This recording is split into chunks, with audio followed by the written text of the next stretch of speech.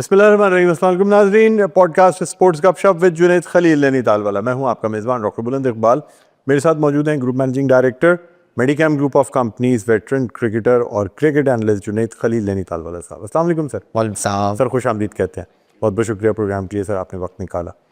नाज़रीन, आज के पॉडकास्ट में हम बात करना चाहेंगे पाकिस्तान और साउथ अफ्रीका के दरमियान जो सीरीज़ हुई, यानी पाकिस्तान की परफॉर्मेंस क्या रही, पाकिस्तान ने अपनी गलतियों से क्या सीखा, जिन नए खिलाड़ियों की जगह कुछ मज़ीद पुराने खिलाड़ी को दोबारा लाया गया, जो हम अपने प्रोग्राम में कहते रहते हैं। और हमारे इस प्रोग्राम में जुनैद खलील साहब ने कहा था कि जी पाकिस्तान में कोई खिलाड़ी कभी परमानेंटली आउट नहीं होता टीम से, किसी भी वक्त उस ज़रूरत पड़ सकती है उस प्लेयर की और उसको वापस लाया जाता है। इसी वाले से आज हम बात करेंगे। सर सबसे पहले तो क्या कहेंगे आप, T20 में चलें, पाकिस्तान की थोड़ी परफॉर्मेंस रही, वनडे में परफॉर्मेंस पाकिस्तान की नहीं अच्छी जा रही है, जिस तरीके से बैटिंग कोलैप्स हो रही है, समझ से बाहर है कि अपने होम ग्राउंड पे ही इतनी बुरी तरह बैटिंग कोलैप्स हो जाना, क्या कहेंगे आप? देखिए, वनडे के साथ जो सबसे बड़ा प्रॉब्लम ये है कि हमारे यहाँ जो ना वनडे के ऊपर, और सिर्फ हमारे यहाँ नहीं पूरी दुनिया में वनडे के ऊपर तवज्जो जो है लोगों की कम हो गई है। अच्छा, टेस्ट मैचेस ऐसे यहाँ पर फिर भी फर्स्ट क्लास हो रहे हैं, और फर्स्ट क्लास के ऊपर फिर भी आपका एक प्रैक्टिस का सेशन मिल जाता है। बहुत सारे आपके ऐसे क्रिकेटर्स हैं जो बेसिकली काउंटी क्रिकेट खेलने के लिए चले जाते हैं। हमने बहुत सारी ऐसी एग्जाम्पल देखी कि काउंटी क्रिकेट से जो ना प्लेयर्स ने जो ना कम बैक किया, they really perform well. But हमारे यहाँ एक अजीब किस्म का पैटर्न है। हमारे यहाँ पैटर्न ये है कि हमारे प्लेयर्स जो ना एक मैच में परफॉर्म करते हैं बस।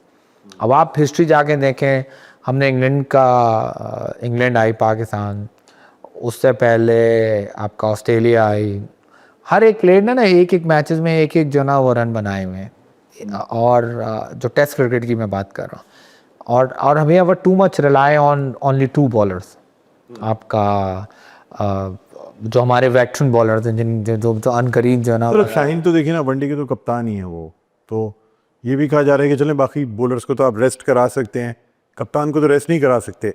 बहसियत सर फिर कप्तानी कौन करेगा? रोटेशन होती है सब चीज़ों की। बट वो रेस्ट क्यों करेगा? आपके पास कोई ओवर क्रिकेट थोड़ी है। आपके पास ऐसा हो कि आप साल के अंदर जो है ना 100 दिन क्रिकेट खेल रहे हो इंटरनेशनल, तो फिर आप ये सोचेंगे हाँ यार वाकई मुझे रेस्ट जो ना वो करना चाहिए। बट आप डिफरेंट फॉर्मेट्स की तरफ जो ना वो आप खपाए ना देखें। वसीम शाह को रेस्ट कराया गया, सही है, बट वो आप फ़हीम अशरफ को वापस लेके आए, फिर अभी हमारे हारिस रऊफ को हमने रेस्ट करा दिया है। वैसे भी उन पे मैच पे पाबंदी भी है, लेकिन हम of and on fast bowlers को रेस्ट करा रहे हैं। स्पिनर्स के साथ भी कहा जा रहा है कि ज़्यादती हो रही है बहुत से स्पिनर्स को। अबरार का क्या कसूर है सर, क्यों नहीं खिलाते, क्या समझते हैं आप? देखिए, अबरार के साथ बेसिक प्रॉब्लम ये है कि अबरार के लिए ना आपको वो ट्रैक बनाना पड़ता है, जो बेसिकली हल्का सा जो है ना वो स्पिनिंग जो है ना वो ट्रैक जो है ना वो मौजूद हो। और उसके अंदर जो ना अगर ज़रा से भी ट्रैक उसको सपोर्ट नहीं पड़ता तो then he will become an expensive. और दूसरा, अनफॉर्चुनेटली हम अबरार का काम जो है ना वो साइम अयूब से करवा रहे हैं। अगर हम साइम अयूब से वो काम ना करवाएं तो उनकी टीम के अंदर जगह ही ना बने। तो we have some kind of a coordination या some kind of a system जिसके अंदर हम अपनी जॉब्स किसी और से जो ना वो करवा रहे हैं, एंड देन वी थिंक यार यही काम जो ना ठीक है। अब हमें बॉलर से बॉलिंग करानी चाहिए, बैट्समैन से बैटिंग करानी चाहिए, और एक या दो जो ना वो ऑलराउंडर हो। अब आप देखें, पाकिस्तान एक तरफ स्ट्रगल कर रहा है, और पाकिस्तान की अगर आप वनडे स्क्वाड देखें, साइम अयूब बॉलर, नवाज बॉलर, आपका फ़हीम अशरफ, मतलब ये सॉरी मैं सारे ऑलराउंडर्स की बात कर रहा हूँ, ऑलराउंडर। और आपका वो जो एक और जो ना लेफ्टी बैट्समैन जो है सर, लेकिन हमारे यहाँ तो ये माजी में भी होता रहा है कि इमरान खान की बॉलिंग बहुत अच्छी थी, ये भी कि मैंने ऑलराउंडर। वसीम अकरम की बॉलिंग बहुत अच्छी थी, ऑलराउंडर बन गए। शोएब अख्तर ने भी बड़ी अच्छी बैटिंग करनी शुरू कर दी। बॉलर्स के लिए कहा यह जाने लगा, लंबे होते हैं, पावरफुल होते हैं, हिट लगाते हैं तो सीधे बाउंड्री के बाहर जाती है। वो तो अभी नसीम शाह ने भी आखिरी बॉल पे छक्का मारा, इसका मतलब ये थोड़ी है कि ही इज अ बैट्समैन। अब आप अपना काम तो पहले ठीक कर लो ना। आपने सिर्फ सर्वाइवल के लिए थोड़ी करनी है कि यार मैंने बॉलिंग करा ली तो मुझे अगर विकेट मिल गई तो मैं टीम में खेल लूंगा, मैंने बैटिंग कर ली और मैंने 30-35 रन बना लिए तो मैं टीम में रुक जाऊंगा। सर वैसे भी हमारे मुल्क में ये कहा जाता है कि जिसका जो काम नहीं होता उससे वही काम कराया जाता है। ये बदकिस्मती है या नहीं है? हाँ, लेकिन अब इस सिस्टम को चेंज करना पड़ेगा ना कभी किसी ना किसी टाइम के ऊपर। तो ये आएगा कि लोग जब ये बातें सुनेंगे कि भाई आप जिससे जो काम है वही काम करवाएं। अगर जब तक वो काम नहीं करेगा तो at the end of the day फिर यही हाल होगा हमारा कि हम एक मैच जीते। हम हमारा पैटर्न देखें ना आप, हमारी सारी सीरीज जो है ना टेस्ट मैचेस की जो है ना वो 90% जो है ना ड्रॉ हो रही है home series, which is a very big drawback for us. Sri Lanka में जीत जाता है, बांग्लादेश में जीत जाता है, साउथ अफ्रीका में जीत जाता है, पाकिस्तान में नहीं जीत पा रहा है। We are the only country, in fact we struggle in West Indies. आप देखें अगर आप हमारा क्रिकेटिंग नेशन देखें और वेस्ट इंडीज का क्रिकेटिंग नेशन देखें, इस वक्त हमारे दरमियान में फर्क है। हम we are better team, but हम फिर भी उनके जाके ड्रॉ करके आ जाते हैं। Then we are very thankful कि अल्हम्दुलिल्लाह हमने जो हार नहीं गए, ड्रॉ करके आ गए। नहीं, मैं टेस्ट मैचेस की बात कर रहा हूँ, जो ऐसा नहीं होना चाहिए। आप अपने मुल्कों के अंदर आके ड्रॉ करें और ऐसा और आप then you are very proud कि हमने साउथ अफ्रीका, क्योंकि वो वर्ल्ड चैंपियन थे और हमने उनके साथ ड्रॉ कर दिया। अब ये हमारे लिए जो ना it's a shame for us कि हम साउथ अफ्रीका से ड्रॉ कर रहे हैं, हम वेस्ट इंडीज से ड्रॉ कर रहे हैं, हम बांग्लादेश से ड्रॉ कर रहे हैं। ये हमारे लिए अच्छी साइन नहीं है। हमें जो ना हमें होम सीरीज जो ना जीतनी चाहिए। और दूसरा, होम सीरीज थोड़ी सी बड़ी होनी चाहिए, ग्राउंडों में मूव होनी चाहिए। मतलब कम से कम हमें 3-3, 4-4 टेस्ट मैचेस जो ना वो मिलने चाहिए। 2-2 टेस्ट मैचेस की सीरीज फैसलाबाद में कर रहे हैं, एक ही जगह रहे सर, कुछ सिक्योरिटी प्रॉब्लम भी होती है। अच्छा सर, मेरा आपसे सवाल फिर यही है कि क्या हम एक जैसे प्लेयर्स प्रोड्यूस कर रहे हैं? यानी ओपनर्स हैं तो ओपनर्स ही सारे हैं, ऑलराउंडर हैं तो सारे ऑलराउंडर चले आ रहे हैं। स्पेशलिस्ट प्लेयर्स की कमी हो गई है जो अपनी स्पेशलिटी की वजह से टीम में हो और वही परफॉर्म करके दें जिसके लिए उनको सेलेक्ट किया गया हो। क्या ये बात दुरुस्त है? देखें, एक्चुअली मसला ये है कि अगर आप पैटर्न के ऊपर सारे काम हो रहे होते हैं। हमारे यहाँ पैटर्न क्या होता है कि हम लोग ये कहते हैं PSL के अंदर रन कौन ज़्यादा बना रहा है उसको पिक कर लो, बट हम ये भूल जाते हैं कि हमें कौन से लेवल के ऊपर, कहाँ पर, किस जगह के पर उस लड़के को पिक करना है। अगर आप हमारी बराबर वाली मुल्क की टीम देखें तो वो ओपनर को ओपनर से रिप्लेस करते हैं। अगर उनका 3 ओपनर उनके पास बैठे हैं, तीनों आउटस्टैंडिंग है, तो उनको 1 डाउन नहीं खिला रहे वो। और ये आपका 1 डाउन बहुत स्पेशलिस्ट हो गया और अच्छा खेल रहा है तो उससे ओपन नहीं करा रहे। हर एक स्लॉट के अपने अपने लड़के हैं और अपने अपने लड़के उन्हीं को जो ना वो रिप्लेस कर रहे हैं और उन्हीं की जो ना रोटेशंस हो रही है और उन्हीं को मूवमेंट जो ना वो कर रहे हैं। हमारे यहाँ क्या होता है, बाबर आजम वनडे में अच्छा खेल रहा था, उससे ओपन करा दिया, ओपन कराने लग जाते हैं फॉरन। ठीक है, ओपनर अच्छा खेल रहा था, फखर जमान को हमने जो ना 1 डाउन खिलाना शुरू करा। And then we give them a justification कि भाई क्योंकि वो पहले ओवर में बंदा आउट हो जाता है तो इसलिए बाबर आजम तो ओपन करता ही करता है, तो इसलिए हम उसको ओपन करा रहे हैं। This is not a justification. आप ओपनर की रिप्लेसमेंट ओपनर से करें, 1 डाउन की रिप्लेसमेंट 1 डाउन से करें, मिडिल ऑर्डर की रिप्लेसमेंट मिडिल ऑर्डर से करें। अब PSL के अंदर सब ओपन करने के लिए आ जाते हैं। इवन आप देखें कि सऊद शकील जैसे प्लेयर भी जो ना कोयटा ग्लैडिएटर के अंदर आके जो ना ओपन करने बैठ गए वो, क्योंकि उनको पता है कि अगर मेरा भी पिकअप होगा ना तो ओपनिंग से ही होगा।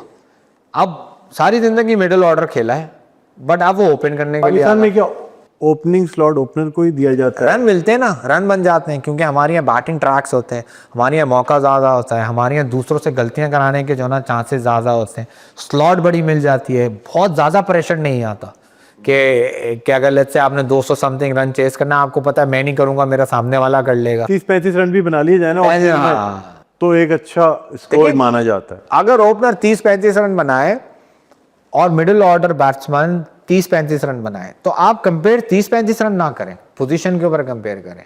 ओपनर का जो ना स्टैंडर्ड जो ना वो 50 से ऊपर होना चाहिए, मिडिल ऑर्डर का स्टैंडर्ड जो ना वो 30 से लेके 40 के दरमियान में होना चाहिए, और जो और लोअर ऑर्डर है उनका स्टैंडर्ड जो ना वो 20 से 25 रन के दरमियान में होना चाहिए, क्योंकि उनको आप बॉले इतने दे रहे हैं। फ़हीम अशरफ से अगर आप उसके रन स्टार्ट के ऊपर लेकर आ जाएंगे तो उसके स्टार्ट्स ही नहीं आएंगे, बट आप ये देखेंगे ना 8 बॉलों के ऊपर उसने 18 रन बनाए, विच इज़ मोर इंपॉर्टेंट। जो उसका काम है, जो उसकी जॉब है, वो अपनी जॉब पूरी कर रहा है।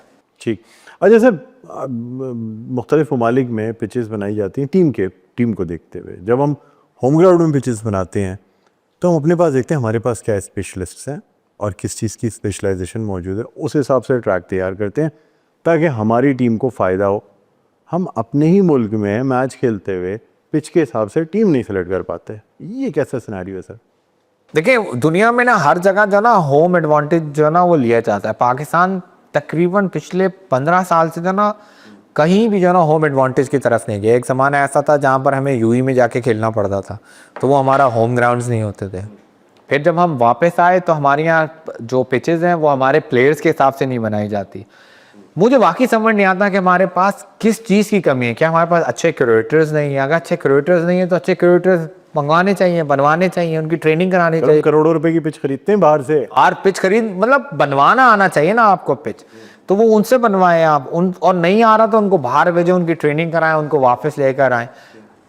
बट ऐसा ही होता है कि हम होम सीरीज करने के लिए जाते हैं और होम सीरीज हमारे हिसाब से होती नहीं। एक तो हमें स्लॉटिंग अच्छी नहीं मिलती, हमें हमारे वेदर के हिसाब से पिचेस की स्लॉटिंग अच्छी नहीं मिल रही होती। या तो हम सर्दियों में चले जाते हैं या फिर हम जो है ना हमारा अजीब किस्म का वेदर या बहुत लो ह्यूमिडिटी में चले जाते हैं, बहुत ज़्यादा ह्यूमिड वेदर में। चलिए सर, इस पर हम आपसे बात करेंगे और ये भी जानेंगे कि आखिर क्या वजह होती है कि नाज़रीन पिचेस भी इंपोर्ट करनी पड़ जाती हैं। क्या पाकिस्तान में मिट्टी की कमी पड़ गई है कि पिच नहीं बना सकते, या क्यूरेटर्स नहीं है, और अगर नहीं है तो ट्रेनिंग क्यों नहीं दिलाई जाती? जहाँ हम कप्तानी में भी अब अच्छे हो गए हैं, बाकी यानी एम्पायरिंग में भी अच्छे हो गए हैं, बाकी चीज़ों में अच्छे हो गए हैं, तो फिर ये पिच बनाने का काम क्यों नहीं सीख लेते हैं? बहरहाल इसमें मज़ीद सारे गुफ्तगू करेंगे, लेकिन एक छोटे से वक्फे के बाद नाज़रीन हाजिर होते हैं आपकी खिदमत में। देखते रहिए स्पोर्ट्स गपशप विद जुनैद खलील नैनीताल वाला।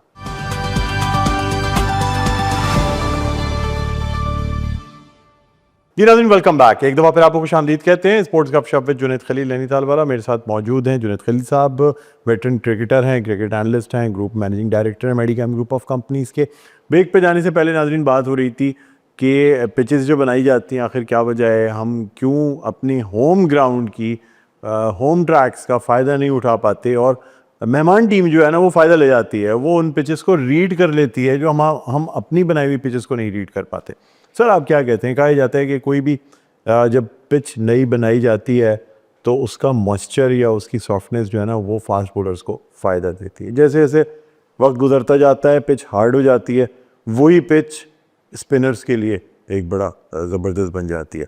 यानी ऐसी पिचेस जिनको के माजी में फास्ट बॉलर्स का कब्रिस्तान कहा जाता था, साउथ अफ्रीका ने पाकिस्तान की पूरी बैटिंग टीम ढेर कर दी। क्या कहते हैं आप? देखिए अगेन वही सारी चीज़ें, एक तो वो स्टैंडर्ड आपका और दूसरा मेंटल जो ना वो वीकनेस जो ना हमारे यहाँ बहुत ज़्यादा है। हमारे यहाँ बहुत हम ओवर प्रेशर में खेल रहे होते हैं। हमारे कैप्टन को ये नहीं पता कि टीम जो होस्ट कर रहे हैं, मतलब साउथ अफ्रीका पाकिस्तान आ रहा था तो आई थिंक 10 दिन पहले तक तो शान मसूद को भी नहीं पता था कि वो कैप्टन होगा या नहीं होगा। शान मसूद को ये भी नहीं मालूम था कि वो प्लेइंग 11 में आ सकेगा या नहीं आ सकेगा। हमारी तो पोजीशन इस किस्म की जो ना वो डिफाइन होती है। हमारी यहाँ वनडे सीरीज़ जो ना अनाउंस होने से पहले रिजवान को ये नहीं पता था कि वो वनडे सीरीज़ का कैप्टन होगा या नहीं होगा। सडनली जो ना 2 दिन पहले न्यूज़ आना शुरू हुई कि we are thinking to replace the captain, एकदम शाइन को जो ना कैप्टन जो ना वो बना दिया गया। जिसकी जो परफॉर्मेंस नहीं थी उसने, जिसने कोई कुछ नहीं खेला, उसको जो ना फ़खर जमान को बिठा के आपका टीम में जो ना बाबर आजम जो ना वो लेकर आएगा। एक ऐसा लड़का जो बेसिकली कंटिन्यू अच्छा परफॉर्म कर रहा था, सलमान अली आगा, सडनली आपने उसको जो ना कैप्टन बना दिया, उसके ऊपर एक ज़बरदस्ती के जो है ना वो और जो ना वो पिलर लगा दिए। साइम अयूब जिससे कुछ नहीं हो रहा था उसको आपने ऑलराउंडर बना दिया, स्पिनर जो ना बना दिया, उससे विकेटें लेके बोलना गया कि भाई तुम्हारा सर्वाइवल ही जो ना वही है। तो हम जब इस तरह की जुगाड़े लगा के जो ना वो खेल रहे होते हैं, हमें जब जाके ग्राउंडों के अंदर इस तरीके से जाएंगे, क्रिकेटर्स का भी हमारा यही हाल है। हम दुनिया की वो वाहिद टीम है जिसको होम एडवांटेज नहीं है। हमने आज तक ये नहीं देखा कि हम साउथ अफ्रीका गए हों और वहाँ पर जो ना आपकी 10 के 10 विकेटें जो ना स्पिनर्स ने ले ली हो। देखिए शेन वॉर्न और मुरलीधरन को आप साइड में रख दें, ये तो दुनिया के ऐसे 2 बॉलर हैं जो दुनिया के किसी भी कोने के ऊपर जाके कुछ भी कर सकते हैं। बाकी कभी आपने ऑस्ट्रेलिया में नहीं देखा होगा कि इवन अनिल कुंबले जैसे बॉलर या हरभजन सिंह जैसे बॉलर या अब्दुल कादिर जैसे बॉलर या सईद अजमल जैसे बॉलर जो ना उनकी टेस्ट क्रिकेट को या उनके वनडे को जो ना डोमिनेट कर रहे हो। कभी आपने आज तक जो ना न्यूजीलैंड के अंदर जो ना वो स्पिनर्स को डोमिनेट करते हुए नहीं देखा। कभी आपने श्रीलंका के अंदर फास्ट बॉलर्स को डोमिनेट करते हुए नहीं देखा होगा। कभी आपने बांग्लादेश के अंदर आके फास्ट बॉलर को डोमिनेट नहीं करने देखा। कभी इंग्लैंड के अंदर आपने स्पिनर्स को डोमिनेट करते हैं, वो सीमर से होना काम कर रहे होते हैं। पाकिस्तान दुनिया का वो वाहिद मुल्क है जहाँ पर उल्टा काम हो रहा होता है, जहाँ पर पाकिस्तान स्पिन पिच बनाता है और फास्ट बॉलर डोमिनेट करते हैं। जहाँ जब वो फास्ट बॉलर की पिच, फास्ट बॉलर्स की हो गए, हाँ, जब फास्ट बॉलर की पिचेस बनाते हैं तो वहाँ स्पिनर डोमिनेट कर रहे होते हैं। और हमारी जो सामने वाली टीम है इंग्लैंड आती है और आके बाद हमारा जो ना वो 500 समथिंग रन जो ना 850 रन बना के हमारी ऐसी की तैसी करके चलते हैं। उनके 2 बॉलर्स भी हमारी सारी टीम गिरा के रख देते हैं। अच्छा सर, अब आपसे ये भी जानना चाहूँगा कि यानी जो कुछ हम इन मैचेस में देखते रहे साउथ अफ्रीका के, क्या हम गलतियों से सीखेंगे या हम बाबर आजम के इस बात पे खुश हो जाएंगे कि जी उन्होंने हाईएस्ट रन्स बना लिए, T20 क्रिकेट में बड़ा नाम हो गया, भारत के क्रिकेटर्स को पीछे छोड़ गए। अब इस बेस पे कितने मैचेस तक बाबर आजम को जगह मिलती रहेगी? देखिए, दुनिया का अलग किस्म का जो ना फार्मूला होता है। एक ही ग्लास है, उसी ग्लास को जो ना कंपेयर किया जाता है कि आधा ग्लास भरा हुआ है, और उसी ग्लास को कंपेयर किया जाता है आधा ग्लास खाली है। हम लोग हमेशा जो ना वो पर्सनल स्टैट्स के ऊपर जो ना वो एनालाइज कर रहे होते हैं और हम बड़े खुश हो रहे होते हैं। आई थिंक कंपैरिजन ही गलत है। जब उसको कोहली से कंपेयर किया जाता था तो भी गलत है, क्योंकि कोहली की विनिंग परसेंटेज देखें और उसकी उस विनिंग परसेंटेज के ऊपर, सेकंड बैटिंग करने के ऊपर, एक्स्ट्रा ऑर्डिनरी प्रेशर के ऊपर जो ना वो आप परफॉर्मेंस देखें। सेम इसी तरीके से जब उसको रोहित शर्मा से कंपेयर किया जा रहा है कि उसने रोहित शर्मा का रिकॉर्ड तोड़ दिया, तो रोहित शर्मा की बैटिंग के स्टार्ट्स देखें, उसकी विनिंग परसेंटेज देखें और वो कौन सा रिस्क क्रिकेट खेलता है। Rohit Sharma world cup winner captain है, आपके पास एक ट्रॉफी नहीं है। आप उसको कंपेयर करके सिर्फ ये खुश हो रहे हैं कि यार आपके हाईएस्ट नंबर हैं, और ये नंबरिंग ही जो ना वो आपको जो ना वो मरवा रही है। हम खुश हो लेकिन जाए। आगे टीम प्रेशर में आती है कि एक ऐसा क्रिकेटर खेल रहा है, जैसे हमें, आपको याद होगा सुनील गावस्कर ने 10,000 रन कंप्लीट किए। मेरे ख्याल में और भी पाकिस्तान की तरफ से मियाँदाद ने 7 या 8,000 रन कंप्लीट किए थे। हम उस पर बड़े खुश होते थे। फिर वसीम अकरम हाईएस्ट विकेट टेकर बने, हमें बड़ा प्राइड होता था। अगली टीमें डर रही होती थी कि यार जिस बॉलर के आगे हम बैटिंग करने जा रहे हैं ना वो हाईएस्ट विकेट टेकर है, 400 450 से ऊपर विकेटें। क्या कहते हैं आप? फिर गलत कंपैरिजन है। देखें, आप जिनको कंपेयर कर रहे हैं ना वो टेक्निकली जो ना टाइटल विनर भी थे, they were title winner, they were struggler, they were Trophy winners fighter, and they perform on the right time. अब आप टोटल बाबर आजम की, अब again I am not against Babar Azam, I am not against Rizwan, but आप इन लोगों की टोटल परफॉर्मेंस देखें तो एक इंडिया को 10 विकेटों से हराने का टोटल सेरा लेकर जो ना ये लोग घूम रहे हैं क्या भाई हमने फलाना टाइम पे इंडिया को 10 विकेटों से जो ना वो हराया था। उसके बाद आपकी क्या परफॉर्मेंस है, उसके बाद आपकी क्या सारी तो हमारे यहाँ तो यही होता है कि कोई एक अच्छी परफॉर्मेंस हो जाए तो 10 मैचेस तक गारंटी लेके प्लेयर चला जाता है कि बस अब मैं 10 मैचेस में कुछ भी ना करूँ ना, तब भी मैं इस एक परफॉर्मेंस पे चलता रहा। बस तो यही तो मसला है हमारे यहाँ कि हमारे यहाँ पता होता है कि यार 10 मैच में मैंने 150 बनानी है। आप देखें ना हमारे यहाँ टेस्ट में यही हो रहा है कि हमारे यहाँ 6 आपके बैट्समैन खेलते हैं, एक आपके पास 2 टेस्ट मैच की सीरीज है, यानी 4 इनिंग्स हैं बैटिंग करने के लिए। आप चेक करें हर एक टेस्ट मैच के अंदर एक आपके 3 लड़के 50 बनाते हैं, अगले इनिंग में फिर 3 लड़के 50 बनाते हैं, उसके अगले 3 इनिंग में फिर 50 बनाते हैं, अगले उसमें फिर 350 बनाते हैं। मतलब मीन्स कहीं भी किसी की जो ना वो कंटिन्यू जो ना वो परफॉर्मेंस नहीं है। उनका एक मैच में परफॉर्मेंस है, अगले मैचों में परफॉर्मेंस नहीं है। चाहे आप वो सऊद शकील को देख लें, चाहे आप शान मसूद को देख लें, चाहे आप रिजवान को देख लें, चाहे सलमान अली आगा को देख लें, सब एक 50 बना के जो ना वो बैठे हुए। सेम हमारे यहाँ वनडे में ये होता है, 3 मैचेस 4 मैचेस के बाद जो ना 50 बनाते हैं और बोलते हैं यार हमने परसों तो 4 मैच पहले तो 50 बनाई थी। सेम हम T20 में भी बोलते हैं बाबर आजम ने फलाना जगह तो 50 बनाई थी। अब आप मैचेस हारे जा रहे हैं और इन्हीं चीज़ों के ऊपर टीम सेलेक्ट किए जा रहे हैं और उनको आके खिलाए जा रहे हैं। कब आप चेंज लेकर आएंगे, कब आप रिप्लेसमेंट लेकर आएंगे, कब आप सोचेंगे कि भाई मैं शाहीन को हटाऊं, कब मैं नसीम शाह को हटाऊं, कब तक आप हारिस रऊफ से जो ना छक्के खाते रहेंगे, कब तक आप ये सोचते रहेंगे कि उन्होंने जहाज का इशारा किया था, कब तक आप ये आगे जो ना वो जाते रहेंगे। और जब तक आप लोगों को प्रॉपर चांस नहीं देंगे, एक मैच के बाद आप वसीम जूनियर को कंपेयर नहीं कर सकते कि भाई आप देखो उसको हमने चांस तो दिया था। चांस दिया सर, हाँ बिल्कुल, लेकिन नहीं कंपेयर। अच्छा सर, T20 वर्ल्ड कप में बाबर आजम को देखें? अब तो देख रहे हैं, अब देख रहे हैं, 100% हाईएस्ट रन की बात देख रहे हैं। देखिए अगेन हाईएस्ट रन एक मैच के तो टोटल उसने 50 बनाई है। हाईएस्ट रन क्या जो ना मतलब वो देखेंगे। अगर आप मुझसे पूछें, सवाल पूछें तो इस वक्त अगर आपके पास, आपकी राय क्या है वैसे, बाबर आजम को होना चाहिए? नहीं होना चाहिए, नहीं होना चाहिए। रिजवान को नहीं होना चाहिए।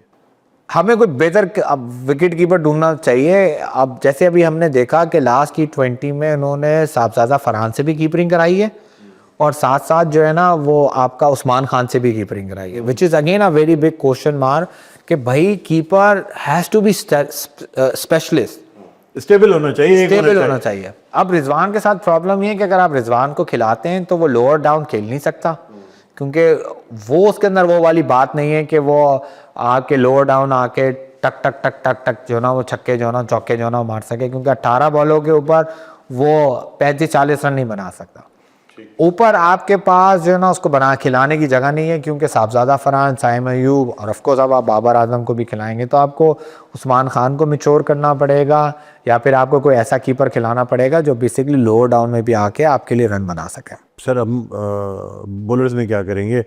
हारिस रऊफ़ की परफॉर्मेंस हमने देख ली, छक्के खा गए हम। फिर उसके बाद नसीम शाह को वैसे ही हम कोई अच्छा बॉलर ग्रेड नहीं करते, और एक ले दे के हमारे पास शहनशाह अफरीदी रह जाते हैं, या फिर बाकी स्पिनर्स हैं। क्या करेंगे सर? देखिए, हमें ये देखना होगा कि हमने जाके वर्ल्ड कप खेलना कहाँ है। हमें शायद श्रीलंका में खेलना है या यूएई के अंदर खेलना है। वहाँ पर हमारे पास जो स्पिनर्स हैं ना वो ज़्यादा हमें सपोर्ट करेंगे। बिल्कुल। तो हमें जो बेसिकली फोकस करना चाहिए वो आपके स्पिनर्स डिपार्टमेंट के अंदर चढ़ना चाहिए। हमें अबरार के ऊपर काम करना चाहिए, हमें मुकीम के ऊपर काम करना चाहिए। ये वो दो बॉलर हैं जिनके ऊपर हमें जो है ना मतलब अप एंड डाउन जो है ना वो मैचेस खेलने चाहिए। एक में एक को खिलाएं, 2 मैचेस खिलाएं, फिर एक को खिलाएं, एक सीरीज उसको। लेकिन ये भी कहा जाता है कि हमारे बहुत से प्लेयर्स ऐसे हैं जो बेचारे बेंच पे बैठ के ज़ाया हो जाते हैं। एक लंबी लिस्ट है जो बेंच पे बैठे बैठे या तो मुल्क से बाहर चले जाते हैं या वो रिटायर हो जाते हैं। देखिए, ये तो पूरी दुनिया में मुश्किल है, ये तो हर जगह पर यही मसला है। आप देखें ना कि अब, और अच्छी बात है अगर आपके पास, आपकी सबसे ज़्यादा मसला यही है कि आपकी बेंच मजबूत होनी चाहिए, बट आपकी बेंच में जो लोग बैठे हैं उनको आगे भी तो लाइन, खिलाए भी तो, मौका भी तो दें। तो आप बेसिकली सिर्फ बेंच पे अच्छे लोग बैठे हुए हैं, टीम में जो है वो बस नॉर्मल है, लेकिन बेंच वालों को मौका नहीं। आप बेसिकली ना इस वक्त आपको स्पिनर्स के ऊपर काम करना चाहिए, क्योंकि जो आप T20 वर्ल्ड कप है उसके अंदर स्पिनर्स डोमिनेट करेंगे। ठीक सर, कोई शॉर्ट मैसेज जो देना चाहेंगे पाकिस्तान क्रिकेट के हवाले से? मैं तो यही बोलूँगा कि भाई अगर आप कमज़ोर दिल के मालिक हैं तो please don't watch Pakistan cricket, क्योंकि आदि जो है ना डिप्रेशन के मरीज़ जो है ना पाकिस्तान क्रिकेट को देख के भी हो जाते हैं। कोशिश ये किया करें कि हाइलाइट्स देखा करें। ठीक है, तबसरे देख लिया करें। बहुत बहुत शुक्रिया सर, प्रोग्राम के लिए वक्त निकाला। नाजरीन, हमारे आज का ये पॉडकास्ट स्पोर्ट्स गपशप जुनैद खलील नैनीताल वाला अपने अख्ताम पर पहुंचता है। इंशाल्लाह नेक्स्ट वीक मज़ीद कुछ नए टॉपिक्स के साथ आपकी खिदमत में हाजिर होंगे। तब तक के लिए जुनैद खलील नैनीताल वाला को और मुझे डॉक्टर बुलंद इकबाल को इजाज़त दीजिए। अपना बहुत ख्याल रखिएगा। अल्लाह हाफ़िज़।